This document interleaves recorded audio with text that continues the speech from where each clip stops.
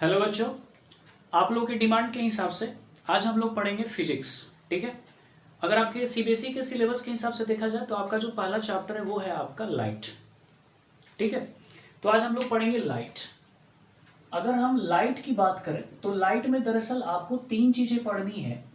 एक पढ़ना है आपको रिफ्लेक्शन, दूसरी चीज पढ़नी है आपको रिफ्रैक्शन, और तीसरी चीज है आपकी कलरफुल वर्ल्ड। तो लाइट को हम लोग तीन फेज में पढ़ेंगे। एक पढ़ेंगे रिफ्लेक्शन फेज, दूसरा जो फेज होगा वो रिफ्रैक्शन होगा, और तीसरा जो फेज होगा वो होगा आपका कलरफुल वर्ल्ड, जिसमें आप आई के बारे में भी पढ़ेंगे, ह्यूमन आई के बारे में भी। ठीक है। तो लाइट शुरू करने से पहले, ये रिफ्लेक्शन, रिफ्रैक्शन और कलरफुल वर्ल्ड शुरू करने से पहले लाइट के बारे में थोड़ी बहुत जानकारी ले लेते हैं कि आखिर ये लाइट क्या है। अगर मैं आपसे एक सिंपल सा सवाल पूछूं लाइट क्या है, तो आप सीधा कहेंगे कि light is a form of energy. Okay, हमने भी मान लिया कि लाइट क्या एक तरह का एनर्जी है। फिर आप आगे कहेंगे कि जिसकी वजह से हम किसी चीजों को क्या करते हैं, देखते हैं। यानी light is a form of energy which max things visible, यानी किसी भी चीज को क्या बनाती है, विजिबल बनाती है। आई मीन कहने का मतलब अगर लाइट ना हो तो किसी चीज को हम लोग देख नहीं पाएंगे। खैर, हमको उससे उतना ज्यादा मतलब नहीं है। लाइट क्या है, एक तरह की एनर्जी है। लाइट एक तरह की क्या है, एनर्जी है।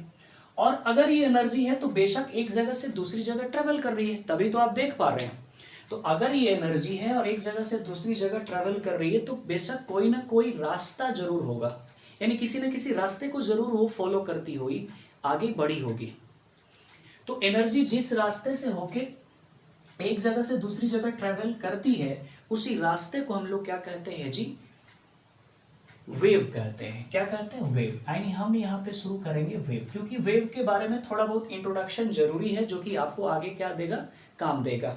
और आप ये नहीं सोचिएगा कि मैं आपको कुछ ज्यादा पढ़ा रहा हूँ, नहीं, आपको जो जानना चाहिए वो मैं आपको बता रहा हूँ। ठीक है ना, आपको मैं ज्यादा पढ़ाता ना ही मैं आपको कम पढ़ाता हूँ। ठीक है, उतना पढ़ाता हूँ जिसकी वजह से आप अपने सिलेबस को पूरी तरीके से क्या कर ले, सिमट लें। आई मीन बढ़िया से आप उसको क्या कर पाए, समझ पाए। ओके, चलिए।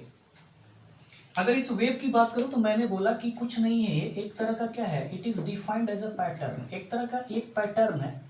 It is defined as the pattern, as the pattern followed bye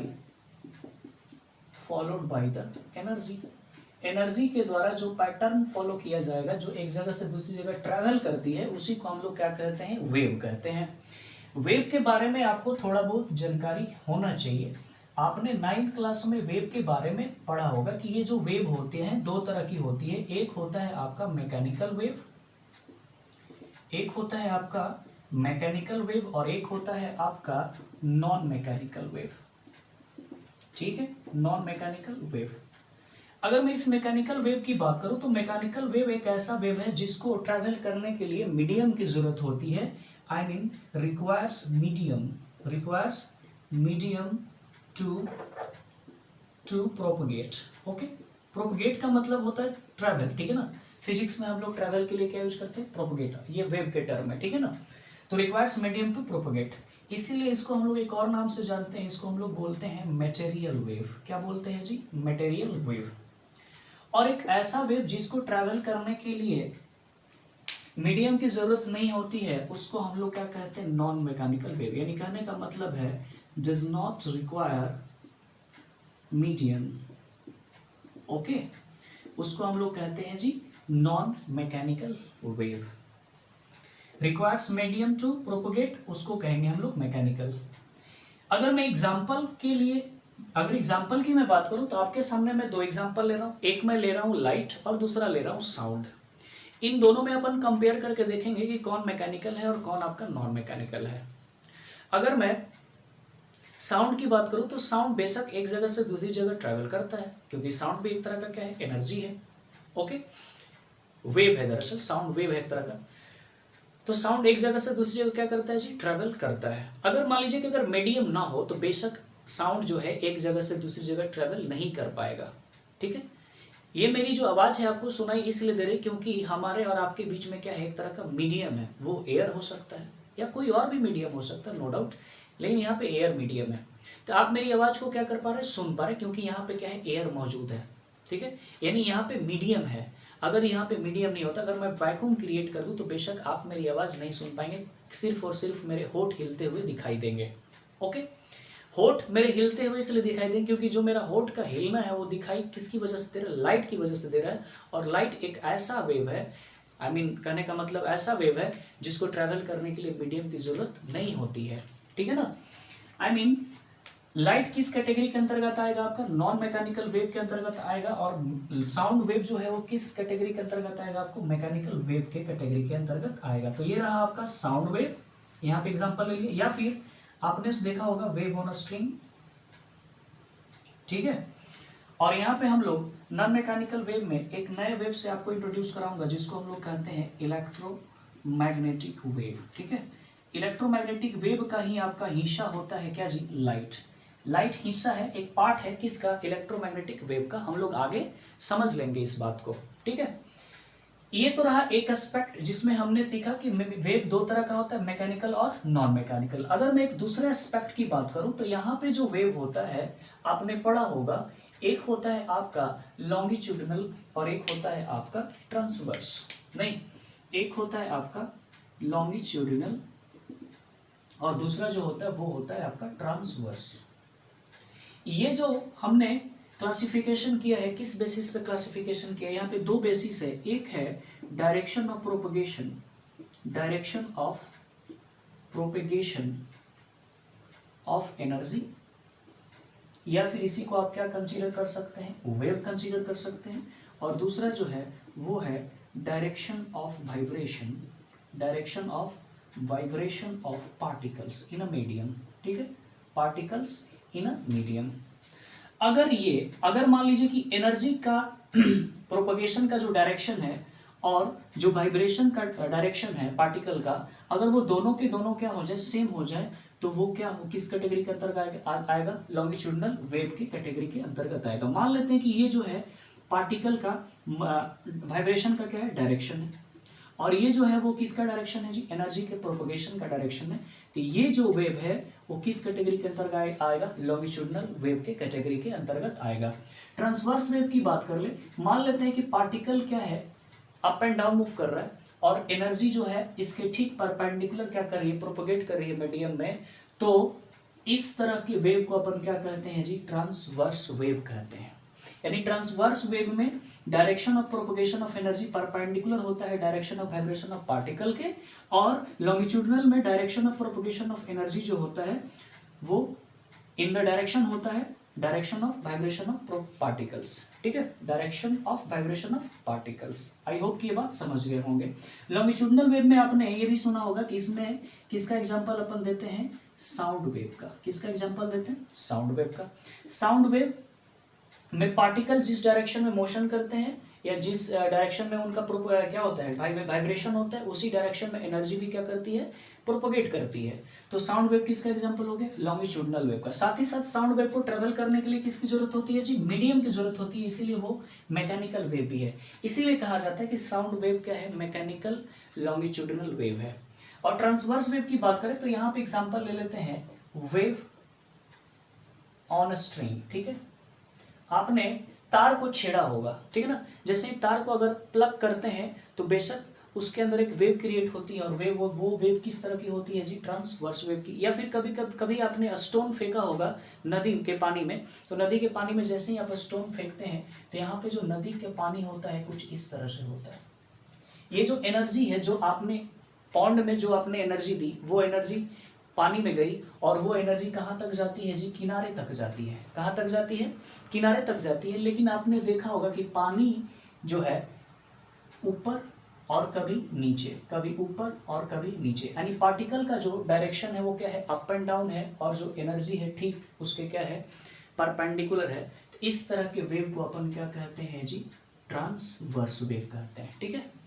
किस बेसिस पे, direction of propagation of energy and direction of vibration of particles. ते रहा आपका अलग एस्पेक्ट लॉन्गिट्यूडिनल एंड ट्रांसवर्स, और ये रहा आपका अलग aspect mechanical and non mechanical. यहाँ तक आप इन सारी बातों को नोट कर लीजिए, तब तक हम आपको आगे लेके चल रहे हैं, ठीक है। अब हम लोग वेव के बारे में कुछ और बातें समझ लेते हैं, ठीक है। चलिए शुरू करते हैं। वेव। अगर जैसे ही वेव की बात करेंगे तो यहाँ पे तीन बातें सामने आएगी। पहली जो है आपकी वो है वेवलेंथ, दूसरी जो चीज है वो है आपकी फ्रीक्वेंसी, इसी में अपन लोग जिक्र करेंगे टाइम पीरियड का पहले, ठीक है, फिर उसके बाद अपन फ्रीक्वेंसी पे जाएंगे, और तीसरी जो चीज होगी वो होगी स्पीड। यानी कोई भी अगर वेव हो तो उसमें ये तीन बातें होंगी, एक होगा वेवलेंथ, एक होगी फ्रीक्वेंसी, और एक क्या होगी आपकी स्पीड होगी। एक एक करके सबको समझते हैं। सबसे पहले अपन बात कर लेते हैं वेवलेंथ की। किसकी बात कर लेते हैं? वेवलेंथ की। ये वेवलेंथ क्या है? तो वेवलेंथ दरअसल एक तरह का क्या होता है, डिस्टेंस होता है जो एनर्जी ट्रेवल करती है, वो भी कितने समय में, वन टाइम पीरियड में। यानी एक टाइम पीरियड में जितनी एनर्जी दूरी तय कर लेगी उसी को हम लोग क्या कहते हैं, wavelength. I mean it is defined as the distance travel by the energy in one time period. ठीक है, वन टाइम पीरियड में जो दूरी तय कर लेगा आपका एनर्जी, उसी को अपन क्या कहते हैं जी, वेवलेंथ कहते हैं। It is denoted by lambda. किससे रिप्रेजेंट करते हैं जी, लैम्डा से। एक बार ध्यान से देख लीजिए, लैम्डा, ठीक है। और इसकी जो एसआई यूनिट होती है, it's SI unit is metre. अब आपके ध्यान में होगा इसका एसआई यूनिट मीटर क्यों? क्योंकि आपको पता है कि ये जो वेवलेंथ है एक तरह की क्या है, डिस्टेंस है, और डिस्टेंस को किस में मेजर करते हैं जी, डिस्टेंस एक तरह का लेंथ है, और लेंथ को मेजर करने के लिए क्या यूज करते हैं जी, मीटर, ठीक है। इसीलिए इसकी जो एसआई यूनिट होगी क्या होगी, मीटर। ओके, अब यहाँ पे एक चीज आपको परेशान करेगी, ठीक है वेवलेंथ तो डिस्टेंस है, लेकिन ये टाइम पीरियड का क्या कनेक्शन है इससे। सबसे पहले हम लोग समझ लेते हैं टाइम पीरियड के बारे में। टाइम पीरियड क्या है? टाइम पीरियड को मैं सिंपल भाषा में समझाने की कोशिश कर रहा हूं। मान लेते हैं कि यहाँ पे कोई एक सर्कुलर पाथ है, और यहाँ पे मैं खड़ा हो गया, और यहाँ पे खड़ा होकर चलना क्या किया, शुरू किया। जैसे ही चलना शुरू किया, फिर मैं कहाँ पहुंच गया, फिर से ए पॉइंट पे पहुंच गया। ए से कहानी शुरू करी और फिर मैं कहाँ पहुंच गया, ए पे पहुंच गया। तो इस दौरान में इस दूरी को पूरा करने में हमको कुछ समय लगा होगा। स्पीड चाहे जो भी हो, ये मैटर नहीं करता, लेकिन कुछ तो समय लगा होगा ना। यही जो समय होगी जिसमें मैं एक चक्कर लगाया इस रास्ते का, वही मेरा समय क्या कहलाएगा, टाइम पीरियड कहलाएगा। यानी कहने का मतलब यहाँ पे वन रिवोल्यूशन, ठीक है, वन रेवोल्यूशन लेने में जितना समय लगा वही मेरा क्या कहलाएगा, टाइम पीरियड कहलाएगा, नो डाउट, ठीक है। लेकिन यहाँ पे तो रिवोल्यूशन की बात होगी नहीं, यहाँ पे तो वेव की बात करें, और वेव में क्या होता है जी, ओसिलेशन होगा या फिर क्या होगा, वाइब्रेशन होगा, जिसमें पार्टिकल ओसिलेट करते हैं या फिर क्या करते हैं, वाइब्रेट करते हैं। तो यहाँ पे टाइम पीरियड को कैसे डिफाइन करें? तो बेशक बहुत आसान है। It is defined as the time taken to complete one oscillation. यानी वन ऑसिलेशन या फिर वाइब्रेशन, वन ऑसिलेशन और वन वाइब्रेशन लेने में जितना समय लगेगा उसी समय को हम लोग क्या कहते हैं, टाइम पीरियड कहते हैं। और it is denoted by not small T, capital T. क्यों कैपिटल टी? क्योंकि भाई एक तरह का स्पेसिफिक टाइम है, इसीलिए इसका रिप्रेजेंटेशन भी क्या होना चाहिए, स्पेसिफिक होना चाहिए। It is denoted by capital T, और इसकी जो एसआई यूनिट होती है वो होती है सेकेंड। क्या होती है जी, सेकेंड होती है। सेकेंड इसलिए क्योंकि एक तरह का टाइम है, और टाइम की यूनिट क्या होती है जी, सेकेंड होती है। लेकिन ठीक है, टाइम पीरियड भी हमने डिफाइन कर लिया, वेवलेंथ भी डिफाइन कर लिया, लेकिन अभी भी आपके पल्ले ये नहीं पड़ा होगा कि वेवलेंथ है क्या, ठीक है, और टाइम पीरियड है क्या। चलिए इसको मैं वेव फ्रंट के हिसाब से दिखाने की कोशिश कर रहा हूं। यहां पे मैं वेव ले रहा हूं एक,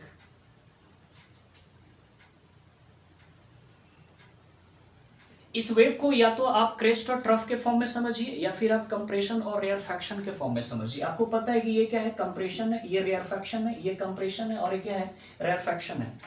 अगर हाईएस्ट एलिवेशन रिप्रेजेंट कर रहा है तो बेशक ये क्या हो जाएगा, आपका क्रेस्ट हो जाएगा, और ये क्या हो जाएगा, ट्रफ हो जाएगा। ये क्या हो जाएगा, आपका क्रेस्ट हो जाएगा, और ये क्या हो जाएगा, आपका ट्रफ हो जाएगा, ठीक है। तो बात होगी सबसे पहले टाइम पीरियड की। आपको पता है कि एक कंप्रेशन और एक रेयरफैक्शन मिला के ही क्या बनाता है जी, एक ऑसिलेशन बनाता है। तो ये रहा एक ऑसिलेशन मेरा पूरा, और इस ऑसिलेशन को पूरा करने में जितना भी ये समय लगा यहां से लेके यहां तक, ये समय ही क्या है मेरा टाइम पीरियड है। और टाइम पीरियड को किससे रिप्रेजेंट करते हैं, टी से। ये 1 टाइम पीरियड और ये क्या हो जाएगा हमारा 2 टाइम पीरियड, ठीक है, क्योंकि यहाँ पे 2 ऑसिलेशन हो गए, तो बेशक एक ऑसिलेशन में टी तो 2 ऑसिलेशन में 2t। ओके, टाइम पीरियड तो अपन समझ गए, लेकिन डिस्टेंस। अब बताइए इस कंप्रेशन और रेयरफैक्शन को कंप्लीट करने में, एक कंप्रेशन और एक रेयरफैक्शन को कंप्लीट करने में उसको समय लगा टी, जिसको हमने बोला टाइम पीरियड।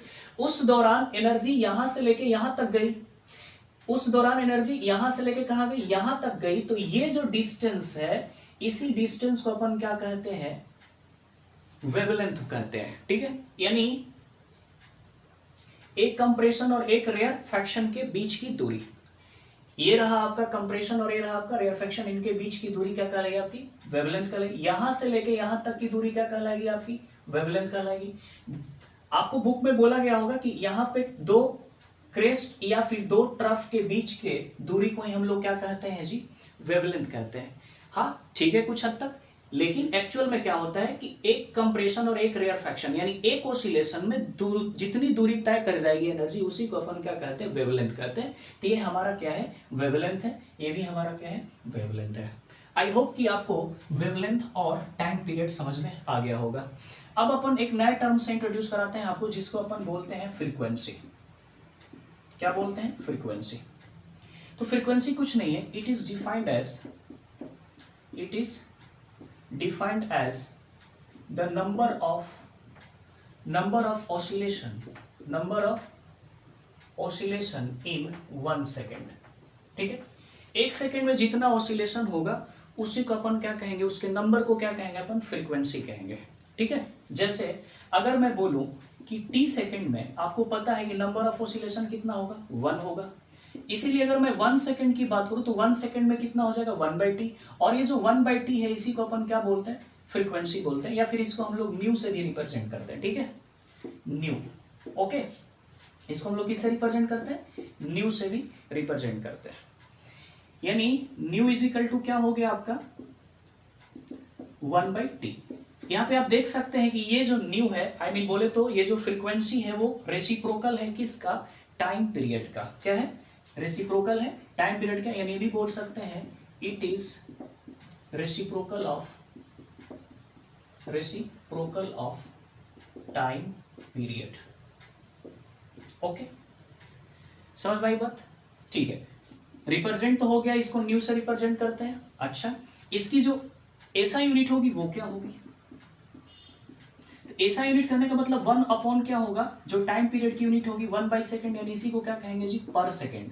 यानी सॉरी ऐसा यूनिट नहीं, अल्टरनेटिव यूनिट की बात कर रहे हैं। इसकी जो अल्टरनेटिव यूनिट होगी क्या होगी आपकी, पर सेकंड होगी। लेकिन इसकी जो ऐसा यूनिट होती है, ऐसा यूनिट जो होती है वो होती है हर्ट्ज। क्या होती है, हर्ट्ज। इसको रिप्रेजेंट करते हैं हम लोग किससे, स्मॉल HERTZ, TZ, और ऐसे लिखना होगा तो क्या लिखेंगे HZ। तो फ्रीक्वेंसी की ऐसा यूनिट हो गई आपकी हर्ट्ज, और अल्टरनेटिव यूनिट क्या हो सकता है, पर सेकंड, इसलिए क्योंकि ये रेसिप्रोकल होता है किसका, टाइम पीरियड का। आई होप कि फ्रीक्वेंसी समझ में आई आपको, टाइम पीरियड समझ में आया आपको, वेवलेंथ समझ में आया आपको। एक और चीज बच रही है, वो है आपकी स्पीड। क्या है, स्पीड। स्पीड के बारे में एक जनरल चीज आप जानते हैं कि स्पीड इज इक्वल टू क्या होता है आपका, डिस्टेंस अपॉन टाइम। क्या होता है, डिस्टेंस अपॉन टाइम। तो डिस्टेंस अगर हम वेवलेंथ कंसीडर कर लेते हैं तो बेशक हमारा टाइम जो होगा वो क्या होगा, टाइम पीरियड होगा, क्योंकि 1 वेवलेंथ मतलब 1 टाइम पीरियड। ओके, तो ये हो गया आपका डिस्टेंस और ये हो गया आपका टाइम। आप इस बातचीत को लेमडा इंटू 1/t भी लिख सकते हैं, और 1/t को ही अपन क्या कहते हैं, फ्रीक्वेंसी कहते हैं। फ्रीक्वेंसी को अपन म्यू के नाम से भी जानते हैं, या फिर यहाँ पे एफ लिख लेते हैं, एफ भी फ्रीक्वेंसी को रिप्रेजेंट कर रहा है। स्पीड को हम v से ले रहे हैं, ठीक है ना, v इज इक्वल टू क्या हो गया आपका लेमडा एफ। लेमडा एफ कहने का मतलब कि वेवलेंथ इनटू फ्रीक्वेंसी ही क्या होता है आपका, स्पीड होता है, ठीक है। Speed is equal to wavelength into frequency. अब आपके मन में सवाल आ रहा होगा कि इसकी जो यूनिट होगी वो क्या होगी, तो वेलोसिटी या स्पीड का यूनिट आपको पता है कि इसकी यूनिट जो होती है वो क्या होती है जी, मीटर पर सेकेंड, क्योंकि वेवलेंथ की यूनिट क्या हो गई, मीटर, और फ्रीक्वेंसी की यूनिट क्या हो गई पर सेकंड, इसीलिए इसकी यूनिट क्या हो जाएगी मीटर पर सेकंड। आई होप कि ये बात आपको समझ में आ रही होगी। तो यहाँ पे हमने 3 बातें डिस्कस करी, वेव, फ्रीक्वेंसी एंड स्पीड। ठीक है, तब तक के लिए आप इसको नोट कर लीजिए, फिर मैं आगे लेके चल रहा हूं आपको। तो हमने देखा कि वेव के पास 3 चीजें होती हैं। क्या क्या होती हैं जी? वेव के पास 3 चीजें कौन कौन? एक तो आपकी हो गई वेवलेंथ, दूसरी जो चीज हो गई वो हो गई आपकी फ्रीक्वेंसी, और जो तीसरी चीज हो गई उसको हम लोग कहते हैं स्पीड। इस फ्रीक्वेंसी को हम लोग न्यू से भी रिप्रेजेंट करते हैं, ओके, इससे भी रिप्रेजेंट करते हैं, नो डाउट। देखिए इसमें और इसमें अंतर है, ठीक है ना। ये तो स्पीड को रिप्रेजेंट कर रहा है, ये v है, और ये क्या है आपका न्यू है, क्या है न्यू, ओके ना। तो इसको ध्यान में रखेंगे आप। चलिए, तो आपने पढ़ा जो स्पीड होता है, स्पीड इज इक्वल टू होता है लेमडा इनटू एफ, यानी वेवलेंथ इनटू फ्रीक्वेंसी। अगर कुछ पल के लिए अगर मैं इसको कांस्टेंट मान लूं, तो यहाँ पे आपको दिख रहा है कि दो चीजों की प्रोडक्ट क्या हो गई, कांस्टेंट हो गई। और दो चीजों की प्रोडक्ट जब भी कांस्टेंट होती है तो उन दोनों में कैसा रिलेशन होता है जी? इनवर्स रिलेशन होता है। कहने का मतलब है कि लेमडा जो होगा इनवर्सली प्रोपोर्शनल टू फ्रीक्वेंसी, और फ्रीक्वेंसी जो इनवर्सली प्रोपोर्शनल होगी लेमडा की, क्योंकि इन दोनों का प्रोडक्ट हमेशा क्या होगा, कांस्टेंट होगा। ठीक है, अब मन में सवाल आएगा कि ये वेलोसिटी कांस्टेंट कब होगी। चलिए बात कर लेते हैं वेव की। अगर अपन स्पीड की बात करें, स्पीड की बात करें, तो स्पीड अगर मान लीजिए कि चेंज करता है, क्या करता है, चेंज तभी करेगा जब ये वेव मीडियम चेंज करे। एक मीडियम से अगर दूसरे मीडियम में जाएगा तो बेशक उसकी जो स्पीड होगी वो क्या कर जाएगी, चेंज कर जाएगी। तब जब क्या हो, मीडियम का चेंज हो, मीडियम क्या करे, चेंज करे। और स्पीड चेंज नहीं होगा, नो चेंज। नो चेंज करने का मतलब कि कांस्टेंट रहेगा आपका स्पीड, तब कांस्टेंट रहेगा स्पीड जब यहाँ पे नो चेंजिंग मीडियम हो। यानी एक ही मीडियम में अगर लाइट या वेव ट्रेवल करेगी तो वहां पे उसकी स्पीड जो होगी वो नहीं बदलेगी, यानी नो चेंजिंग स्पीड। ठीक है, sorry, no changing medium, no changing medium, okay. ठीक है, अब यहाँ पे थोड़ी बहुत बात कर लेते हैं इलेक्ट्रोमैग्नेटिक वेव के बारे में। दरअसल ये आपको पढ़ना तो नहीं है, लेकिन जानने में क्या बुराई है, हम लोग ज्यादा डिटेल में नहीं जाएंगे, बस थोड़ा बहुत, ठीक है ना। बस इतना जानिए कि इस इलेक्ट्रोमैग्नेटिक वेव के पास दो कंपोनेंट होते हैं। एक होता है आपका इलेक्ट्रिक फील्ड और एक होता है आपका मैग्नेटिक फील्ड। ठीक है, एक होती है आपकी इलेक्ट्रिक फील्ड और दूसरी जो होती है क्या होती है, मैग्नेटिक फील्ड। ठीक है, और ये जो इलेक्ट्रिक फील्ड और मैग्नेटिक फील्ड होते हैं दोनों एक दूसरे के क्या होते हैं, परपेंडिकुलर होते हैं। यानी कहने का मतलब ये है कि इलेक्ट्रिक फील्ड दरअसल इसको हम लोग इससे रिप्रेजेंट करते हैं और इसको किससे रिप्रेजेंट करते हैं, इससे। दोनों की दोनों वेक्टर क्वांटिटी है, इसलिए यहाँ पे जो एरो लगा है वो किसको रिप्रेजेंट कर रहा है, वेक्टर क्वांटिटी को रिप्रेजेंट कर रहा है। इतना भी आपको डिटेल में नहीं जाना है, ठीक है, ओके। तो यहाँ पे इलेक्ट्रिक फील्ड मान लेते हैं कुछ पल के लिए, ये इलेक्ट्रिक फील्ड हो गया और ये क्या हो गया, मैग्नेटिक फील्ड हो गया। दोनों एक दूसरे के क्या है, परपेंडिकुलर है। और जो एनर्जी होगी इन दोनों के परपेंडिकुलर क्या करेगी, प्रोपगेट करेगी मीडियम में, कुछ इस तरह से, ठीक है ना, कुछ इस तरह से, ओके।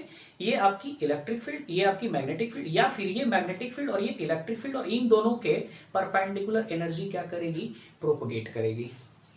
तो यहाँ पे अगर मैं इसको समझाऊं ऐसे, तो मान लेते हैं, दरअसल ये तो समझ में आएगा नहीं आपको, 3 डायमेंशनल फिगर, आपको तो एक्स वाई ही पढ़ना है, जेड तो पढ़ना नहीं है। मान लेते हैं कुछ पल के लिए एक्स है और ये क्या है, वाई है, और ये क्या है आपका जेड है। यहाँ पे हम रिप्रेजेंट कर रहे हैं मैग्नेटिक फील्ड को और यहाँ पे रिप्रेजेंट कर रहे हैं इलेक्ट्रिक फील्ड को, और ये तीनों के तीनों एक दूसरे के क्या है, परपेंडिकुलर है। तो बेशक एनर्जी जो मूव करेगी किसके अलॉन्ग मूव करेगी, एक्स के अलॉन्ग मूव करेगी। ठीक है, समझ आ रही बात। तो ये रहा आपका एनर्जी के प्रोपगेशन का डायरेक्शन। तो चूंकि एनर्जी इन दोनों के परपेंडिकुलर है इस इलेक्ट्रोमैग्नेटिक वेव में, तो इसीलिए ये क्या है आपका ट्रांसवर्स वेव है। क्या है, ट्रांसवर्स वेव। ठीक है, तो इलेक्ट्रोमैग्नेटिक वेव तो पहली चीज की वो नॉन मैकेनिकल वेव हुई, क्योंकि इसको ट्रैवल करने के लिए मीडियम की जरूरत नहीं है, और साथ ही साथ यहाँ पे एनर्जी जो होता है परपेंडिकुलर होता है अपने इस दोनों कंपोनेंट के, electric field and magnetic field के, इसीलिए इसको अपन क्या कहते हैं, ट्रांसवर्स वेव। इसीलिए आपके बुक में लिखा हुआ होता है कि light is a transverse wave, क्योंकि लाइट इसी इलेक्ट्रोमैग्नेटिक वेव का क्या है, एक हिस्सा है। तो उसको हम लोग अब समझ लेते हैं कैसे हिस्सा है। तब हम बात करेंगे यहाँ पे इलेक्ट्रोमैग्नेटिक वेव स्पेक्ट्रम की। किसकी बात करेंगे, इलेक्ट्रोमैग्नेटिक वेव स्पेक्ट्रम। ठीक है, अगर मैं इस इलेक्ट्रोमैग्नेटिक वेव की स्पीड की बात करूं, किसकी बात करूं, इसकी स्पीड की अगर बात करूं, तो इसकी जो स्पीड होती है वो होती है 3 इंटू 10⁸ मीटर पर सेकेंड। कितनी स्पीड होती है जी? 3 इंटू 10⁸ मीटर पर सेकेंड। ये हो गई रफ्तार, किसकी रफ्तार जी? इलेक्ट्रोमैग्नेटिक वेव की।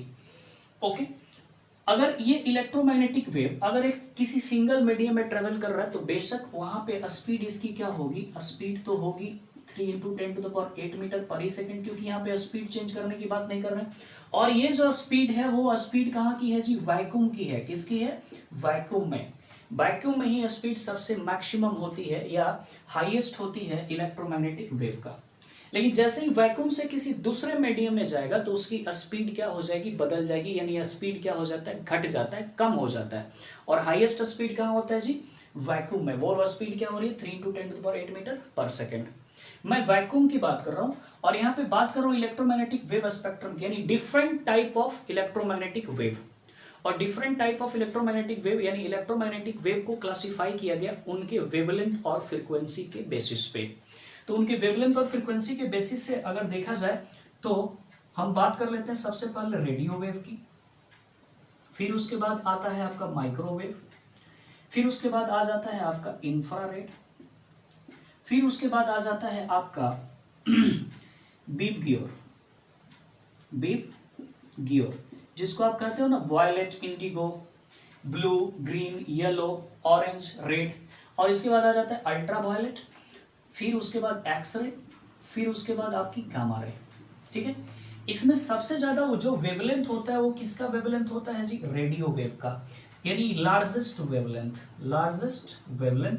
और अगर वेवलेंथ लार्जेस्ट है तो फ्रीक्वेंसी क्या होगी? लिस्ट होगी। इसलिए लिस्ट होगी क्योंकि स्पीड इनका क्या है जी? फिक्स्ड है वैक्यूम में। लेकिन वेवलेंथ ज्यादा होने की वजह से यहाँ पे फ्रीक्वेंसी क्या हो गई? कम हो गई। और सबसे ज्यादा फ्रीक्वेंसी जो होती है, लार्जेस्ट जो फ्रीक्वेंसी होती है आपकी, लार्जेस्ट फ्रीक्वेंसी जो होती है वो किसकी होती है? गामा रे की, यानी ये हाईली एनर्जेटिक होता है। ठीक है, और साथ ही साथ इसकी जो वेवलेंथ होती है वो क्या होती है? लीस्ट वेवलेंथ होती है। ठीक है, लीस्ट वेवलेंथ।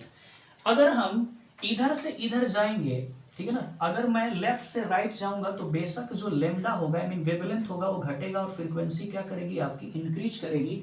और मैं राइट टू लेफ्ट जाऊंगा तो इस सिचुएशन में वेवलेंथ जो होगा वो बढ़ेगा और आपकी फ्रीक्वेंसी जो होगी क्या होगी? घटेगी। लेकिन एक बात ध्यान रखें, इन दोनों का प्रोडक्ट हर जगह कितना देगा? 3 इंटू 10⁸ मीटर पर सेकेंड। यानी इसकी वेवलेंथ और इसकी फ्रीक्वेंसी का प्रोडक्ट करेंगे तो कितना देगा? 3 इंटू 10⁸। एक्सरे की फ्रीक्वेंसी और वेवलेंथ का प्रोडक्ट लेंगे तो कितना देगा? 3 इंटू 10⁸ मीटर पर सेकेंड। खैर उतना डिटेल में नहीं जाना है आपको, तो सिर्फ इसके बारे में जानना है, इसके बारे में। अगर मैं इस वायलेट की वेवलेंथ की बात करूं तो ये होता है 3600 एंगस्ट्रॉम, और रेड की वेवलेंथ की बात करूं तो 7800 एंगस्ट्रॉम। यहाँ पे एक बात और आपको कंफ्यूज करेगा, ये एंगस्ट्रॉम क्या है? एंगस्ट्रॉम दरअसल लेंथ मेजर करने का एक यूनिट है, जिसमें 1 एंगस्ट्रॉम इज इक्वल टू होता है 10⁻⁻10 मीटर। क्या होता है जी? 10⁻⁻10 मीटर। जैसे आपने 1 माइक्रोमीटर पढ़ा होगा तो 1 माइक्रोमीटर 10⁻⁻6 मीटर।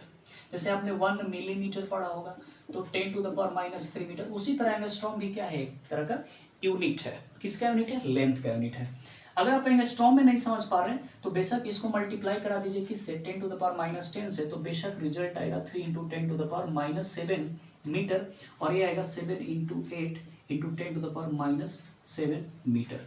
ठीक है, इस रीजन के इधर ना दिखाई देता है आपको और ना ही इधर दिखाई देता है। यही जो रीजन है हमारा क्या कहलाता है? विजिबल रीजन कहलाता है। यानी यही आप देख सकते हैं 3600 एंगस्ट्रॉम से लेके 7800 एंगस्ट्रॉम तक। ना तो आपको उधर दिखेगा, कभी आपने अल्ट्रावायलेट रे नहीं देखा होगा, कभी आपने एक्सरे नहीं देखी होगी। वो जो एक्सरे आप देखते हैं वो एक्सरे रिपोर्ट है, दरअसल वो फिल्म है जो आती है ऊपर से, उसको कहाँ दिखाई देती है? क्या अल्ट्रावायलेट दिखाई देती है? नहीं दिखाई देती है, लेकिन होती है। ठीक है, अब ये नहीं कि जो चीजें नहीं दिखाई दे वो नहीं होती है, ऐसा कुछ भी नहीं। बहुत सारी चीजें हैं हमारे आसपास जो दिखाई नहीं देती हैं पर वजूद है उनका। ठीक है, तो ये रहा आपका विजिबल रीजन। ठीक है, इसी विजिबल रीजन को ही हम लोग क्या कहते हैं? लाइट कहते हैं। क्या कहते हैं जी? लाइट। Is it clear? अब आपसे कोई पूछे कि लाइट क्या है तो बेशक आराम से डिफाइन कर लेंगे कि लाइट कुछ नहीं, light is a part of, या light is a part of electromagnetic wave spectrum which is visible to us, जो कि हमको दिखता है, जो हमको दिखता है उसी को हम लोग क्या कहते हैं जी, लाइट कहते हैं, ठीक है। और फिजिक्स का वो ब्रांच जिसके अंतर्गत इसकी स्टडी करते हैं उसको हम लोग बोलते हैं ऑप्टिक्स, ठीक है। और ऑप्टिक्स को दो ब्रांचेस में बांटा गया, एक आपका रे ऑप्टिक्स और एक आपका वेव ऑप्टिक्स, ठीक है ना। तो दरअसल हमको वेव ऑप्टिक्स के बारे में नहीं पढ़ना है, हमको किसके बारे में पढ़ना है, रे ऑप्टिक्स के बारे में पढ़ना है, जिसमें हम लोग ये मान के चलते हैं कि लाइट जो है हमेशा रेक्टिलिनियर पाथ में चलता है, ठीक है ना, यानी स्ट्रेट पाथ में चलता है, एक रे की तरह चलता है, ठीक है। और इसके अंतर्गत हम लोग पढ़ेंगे reflection, refraction and colourful world आपका, ठीक है ना। ओके, फिर से मैं एक बात बोल दूं कि फिजिक्स का वो ब्रांच जिसके अंतर्गत हम लोग लाइट के बारे में पढ़ते हैं उसको हम लोग क्या कहते हैं जी, ऑप्टिक्स कहते हैं। ऑप्टिक्स दो हिस्से हैं, एक है आपका रे ऑप्टिक्स, एक है आपका वेव ऑप्टिक्स। हमको वेव ऑप्टिक्स नहीं पढ़ना है, हमको क्या पढ़ना है, रे ऑप्टिक्स पढ़ना है। रे ऑप्टिक्स कहने का मतलब है कि हम लाइट को ये मान के चलते हैं कि लाइट हमेशा कैसे ट्रेवल करता है जी, रेक्टिलिनियर पाथ में ट्रेवल करता है, स्ट्रेट पाथ में ट्रेवल करता है, जस्ट लाइक अ रे, ठीक है ना। जिसके अंतर्गत हम लोग रिफ्लेक्शन पढ़ेंगे, रिफ्रैक्शन पढ़ेंगे, ठीक है। तो उसको हम लोग रे ऑप्टिक्स के अंतर्गत देखेंगे। ओके, तब तक इन सारी बातों को आप क्या कर लीजिए, नोट कर लीजिए, ठीक है। फिर हम बातचीत को आगे लेके चल रहे हैं। तो हमने लाइट के बारे में ये जाना कि लाइट इलेक्ट्रोमैग्नेटिक वेव स्पेक्ट्रम का वो हिस्सा है जो हमें क्या है, विजिबल है। ओके, अगर मैं विजिबल रीजन की बात करूं तो यहां पे हमने पढ़ा विबग्योर, क्या पढ़ा जी, VIBGYOR, V violet, indigo, blue, green, yellow, orange and red. अगर मैं इसके वेवलेंथ की बात करूं तो 3600 एंगस्ट्रॉम से लेके 7800 एंगस्ट्रॉम। आई मीन कहने का मतलब है कि रेड की जो वेवलेंथ होती है वो सबसे ज्यादा होती है और वायलेट की जो वेवलेंथ होती है वो क्या होती है, सबसे कम होती है, ठीक है जी। और फ्रीक्वेंसी की बात करेंगे तो रेड की फ्रीक्वेंसी क्या होगी, कम होगी as compare to violet. Violet की फ्रीक्वेंसी इनमें सबसे क्या होगी, ज्यादा होगी, और रेड की क्या होगी, सबसे कम होगी। Is it clear? ये रहा विजिबल रीजन, ना तो हमको इधर दिखाई देता है और ना ही हमको इधर दिखाई देता है, इसीलिए अपन इसी को क्या बोलते हैं जी, लाइट बोलते हैं, जो कि एक इलेक्ट्रोमैग्नेटिक वेव स्पेक्ट्रम का क्या है, आपका हिस्सा है। अब हम लोग बात कर लेते हैं, कभी कभी सवाल आता है कि लाइट का नेचर कैसा होता है, ठीक है ना। तो लाइट के नेचर को लेकर के बहुत सारे थ्योरी है, ठीक है, जिसमें किसी थ्योरी है, बहुत सारे साइंटिस्टों की थ्योरी है, ठीक है ना। कुछ लोगों ने बोला कि लाइट जो है पार्टिकल नेचर का है, कुछ लोगों ने बोला कि लाइट जो है वेव नेचर का है। काफी कंट्राडिक्शन भी रहा इन दोनों बातों में, पार्टिकल और वेव नेचर में। फिर बाद में समराइज करने के बाद कंक्लूजन ये निकला कि नहीं, लाइट जो है वो दोनों नेचर का है, आई मीन पार्टिकल नेचर का भी है और वेव नेचर का भी है। इसीलिए कहा जाता है कि light has dual nature, I mean particle का बिहेवियर भी रखता है और वेव का भी बिहेवियर रखता है, ठीक है ना। तो ये रही लाइट के नेचर के बारे में। और एक बात जान लेते हैं, ठीक है, कुछ और बातें लाइट के बारे में। लाइट के बारे में ये समझिए कि लाइट हमेशा किस पाथ को फॉलो करता है, रेक्टिलिनियर पाथ को, यानी light always travel in a straight path. पहली बात, लाइट की जो मैक्सिमम स्पीड होती है वो कहाँ होती है, वैक्यूम में होती है, और वो जो स्पीड होती है 3 × 10⁸ मीटर पर सेकेंड। जब लाइट एक मीडियम से दूसरे मीडियम में जाता है तो उसकी स्पीड चेंज हो जाएगी। स्पीड चेंज होने के साथ साथ आपका वेवलेंथ भी क्या हो जाएगा, चेंज हो जाएगा। लेकिन एक चीज नहीं बदलेगी, वो क्या है, आपकी फ्रीक्वेंसी, ठीक है।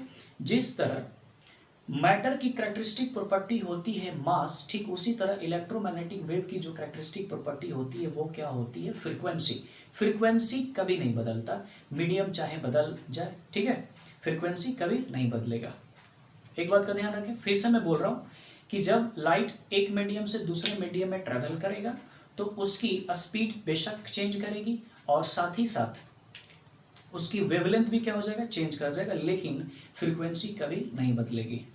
क्यों नहीं बदलेगी, क्योंकि फ्रीक्वेंसी जो होती है वो क्या होती है, कैरेक्टरिस्टिक प्रॉपर्टी होती है। और जब एक मीडियम से दूसरे मीडियम में जाएगा, मीडियम जब चेंज होगा तो वहां पे हम लोग पढ़ेंगे रिफ्रैक्शन।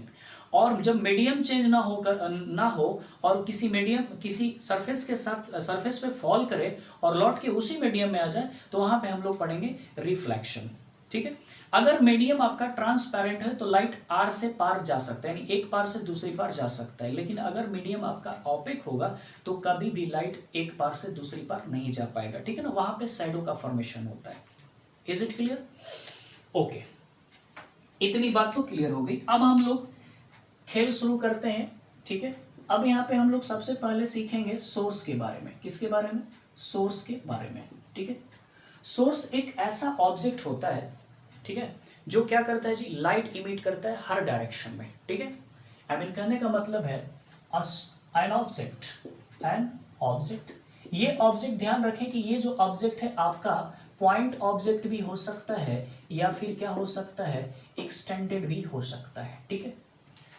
एक ऐसा ऑब्जेक्ट जो कि पॉइंट भी हो सकता है और एक्सटेंडेड भी हो सकता है। आप सब पूछेंगे कि पॉइंट और एक्सटेंडेड में क्या अंतर है। पॉइंट कहने का मतलब है जिसकी डायमेंशन क्या हो, काफी कम हो, ठीक है ना, काफी क्या हो, कम हो, और जिसका डायमेंशन काफी क्या हो, बड़ा हो, उसको हम लोग क्या कहेंगे जी, एक्सटेंडेड। जस्ट फॉर एग्जांपल मान लीजिए कि हमने एक क्या ले लिया, बल्ब ले लिया, ठीक है ना, छोटा सा बल्ब ले लिया, और हम एक सन को कंपेयर कर ले, बल्ब और सन का कंपेयर करें तो वहां पे जो बल्ब है वो क्या है, पॉइंट ऑब्जेक्ट है, और जो सन है वो क्या है, एक्सटेंडेड बॉडी है। क्या है? Extended body. Is it clear? तो एक ऐसा ऑब्जेक्ट चाहे वो पॉइंट हो चाहे एक्सटेंडेड हो, इमिट्स लाइट, क्या जी, emits light in all direction, उसी को हम लोग क्या कहते हैं, सोर्स कहते हैं। ये जो सोर्स होगा वो दो तरह का होगा, एक आपका हो सकता है वो क्या हो, लुमिनस हो, क्या हो, लुमिनस हो, और एक जो है वो आपका क्या है, नॉन लुमिनस। क्या है? Non luminous. Is it clear? Luminous क्या है, नॉन लुमिनस क्या है, आप जानते हैं। लुमिनस ऑब्जेक्ट वैसा ऑब्जेक्ट होता है जो कि लाइट, अपना लाइट क्या करता है, इमिट करता है, विच इमिट्स इट्स ओन लाइट, ठीक है ना, जो कि अपना लाइट क्या करता है, इमिट करता है। और नॉन लुमिनस ऑब्जेक्ट कैसे ऑब्जेक्ट होते हैं, इनका अपना लाइट नहीं होता, ये लुमिनस ऑब्जेक्ट के लाइट को क्या करते हैं, अब्जॉर्ब करते हैं या उन पे फॉल होता है, और फिर उसको क्या करते हैं, रिफ्लेक्ट करते हैं हर डायरेक्शन में, तो उसी को हम लोग क्या कहते हैं जी, नॉन लुमिनस। अगर मैं एग्जांपल की बात करूं लुमिनस में, जैसे आपका हो गया स्टार, सन, ठीक है। अब बात करेंगे मून की, ठीक है। मून क्या है, तो मून तो भाई, मून के पास तो अपना लाइट होता नहीं, वो मून किसके लाइट को रिफ्लेक्ट करता है जी, सन के लाइट को रिफ्लेक्ट करता है, तो बेशक मून आपका क्या है, नॉन लुमिनस है। अगर हम बात करें कैंडल की, किसकी बात करें, कैंडल की, तो कैंडल के पास क्या होता है जी, अपना लाइट होता है, वो लाइट इमिट करता है। लेकिन उसी तरह अगर मान लीजिए कि अगर मैं टेबल की बात कर लूं, टेबल विजिबल है, टेबल इसलिए विजिबल है क्योंकि वो लाइट रिफ्लेक्ट कर रहा है, और लाइट रिफ्लेक्ट कर रहा है तो किसका लाइट रिफ्लेक्ट कर रहा है, अपना तो नहीं कर रहा है, वो किसका कर रहा है, किसी लुमिनस सब्जेक्ट का लाइट रिफ्लेक्ट कर रहा है। जैसे कि यहाँ पे आपको ये जो बोर्ड है वो क्या है, विजिबल है, तो ये बोर्ड विजिबल है, बेशक इसलिए विजिबल है क्योंकि ये लाइट रिफ्लेक्ट कर रहा है, लेकिन ये लाइट रिफ्लेक्ट कर रहा है तो बेशक इसका अपना लाइट नहीं है बल्कि वो ट्यूब लाइट का है, ठीक है। तो ये जो बोर्ड है वो क्या हो जाएगा आपका, नॉन लुमिनस। तो नॉन लुमिनस वैसे ऑब्जेक्ट होते हैं जो अपना लाइट, उनका अपना लाइट नहीं होता बल्कि लुमिनस ऑब्जेक्ट के लाइट को ही क्या कर देते हैं, रिफ्लेक्ट कर देते हैं इन ऑल डायरेक्शन। ओके, तो ये हो गया लुमिनस, और ये हो गया नॉन लुमिनस, और ये हो गया लुमिनस। ओके, अगर हम मीडियम की बात करें, नेचर ऑफ, अगर मीडियम की बात करें तो मीडियम हमारे पास तीन तरह का होता है। एक होता है आपका ट्रांसपेरेंट, एक होता है आपका ट्रांसलूसेंट, और एक होता है आपका ऑपेक, ठीक है। तो मीडियम ऑफ सब्सटेंस की बात करें, मीडियम ऑफ लाइट की बात करें, ठीक है। तो मीडियम ऑफ लाइट की अगर बात करें तो यहाँ पे हमने तीन बातें करी, ट्रांसपेरेंट, ट्रांसलूसेंट और क्या जी, ऑपेक। तो ट्रांसपेरेंट मीडियम वैसा मीडियम होता है जो लाइट को क्या करता है जी, अलाउ करता है, अपने से होके क्या कर देता है, जाने देता है, तो उसको क्या कहते हैं जी, ट्रांसपेरेंट। ट्रांसलूसेंट उसको कहते हैं जो पार्शियली अलाउ करता है। ये बाबू, ये क्या करता है, अलाउ करता है, ये पार्शियली अलाउ करता है, क्या करता है, पार्शियली अलाउ करता है, और ये डज नॉट अलाउ, ये अलाउ नहीं करता। जैसे आपके सामने ये बोर्ड दिख रही है, ये बोर्ड के उस पार देख सकते हैं आप, नहीं देख सकते, तो यहाँ पे बोर्ड क्या हो गया आपका, ऑपेक हो गया। जैसे ट्रांसलूसेंट की बात करें तो कोई भी ऑयली पेपर ले लीजिए, ओके, ऑयली पेपर किसका एग्जांपल हो गया, ट्रांसलूसेंट का। और अगर ट्रांसपेरेंट की बात करें तो ट्रांसपेरेंट में आप ले सकते हैं ड्रिंकिंग वाटर, और भी बहुत सारे एग्जांपल होंगे आपके आसपास, ये किस तरह के मीडियम है जी, ट्रांसपेरेंट। तो ट्रांसपेरेंट, ट्रांसलूसेंट और ऑपेक समझ में आया, ठीक है। अब यहाँ पे बात कर लेते हैं थोड़ी सी रे के बारे में। किसके बारे में? रे के बारे में, ठीक है। रे क्या होता है? जैसे मान लीजिए कि ये कोई सोर्स है, मान लेते हैं ये कोई क्या है, सोर्स है। ये लाइट जो है इस तरह से क्या कर रहा है, इमिट कर रहा है। ये लाइट इस तरह से क्या कर रहा है जी, इमिट कर रहा है। हर डायरेक्शन में क्या कर रहा है, इमिट कर रहा है लाइट, ठीक है। इस लाइट को हम लोग रिप्रेजेंट करते हैं कुछ इस तरह से, ठीक है। इस लाइट को हम लोग इस तरह से क्या करते हैं, रिप्रेजेंट करते हैं। तो इसी को हम लोग क्या कहते हैं, रे। रे कुछ नहीं है, रे एक तरह का रिप्रेजेंटेशन है। रे क्या है, एक तरह का रिप्रेजेंटेशन है। क्या है? Representation, representation of propagation, representation of propagation of light energy, light energy, ठीक है। कोई भी अगर आपसे पूछे कि रे क्या होता है, तो रे इज नथिंग। रे जो है एक तरह का क्या है, रिप्रेजेंटेशन है। किसका रिप्रेजेंटेशन है जी? प्रोपगेशन ऑफ लाइट एनर्जी का। रे के बाद फिर हम लोग बात कर लेते हैं बीम। किसकी जी? बीम। ये बीम जो होता है वो क्या होता है, कलेक्शन ऑफ रे होता है। बहुत सारी रे आपस में मिल जाती हैं तो उसको हम लोग क्या कहते हैं, बीम कहते हैं, ठीक है ना। ओके, ये जो बीम होती है अपने आप में कितनी तरह की होती है? 3 तरह की होती है। एक जो होता है वो होता है कन्वर्जेंट। क्या होती है? कन्वर्जेंट। एक होता है पैरेलल और एक होती है आपकी डाइवर्जेंट, ठीक है। ये हो गया आपका beam of light, convergent, parallel और ये रही डाइवर्जेंट। ये रहा बीम, कॉम्बिनेशन ऑफ रेज, और रे क्या है जी? Representation of propagation of light energy. ये रही कुछ बेसिक बातें हैं आपके लाइट को लेकर के। ये आज का क्लास दरअसल आपका इंट्रोडक्शन क्लास था, ठीक है। हम लोग कल से अपना टॉपिक क्या करेंगे, शुरू करेंगे। तब तक के लिए आप इस सारी चीज़ों को क्या कर लीजिए, नोट कर लीजिए। हम लोग बाकी की बात कल करेंगे। कल का जो क्लास होगा वो काफ़ी आप लोगों के लिए इंपॉर्टेंट होगा। आज का क्लास बिल्कुल क्या था, इंट्रोडक्शन था, ठीक है। ओके, नोट कर लीजिए।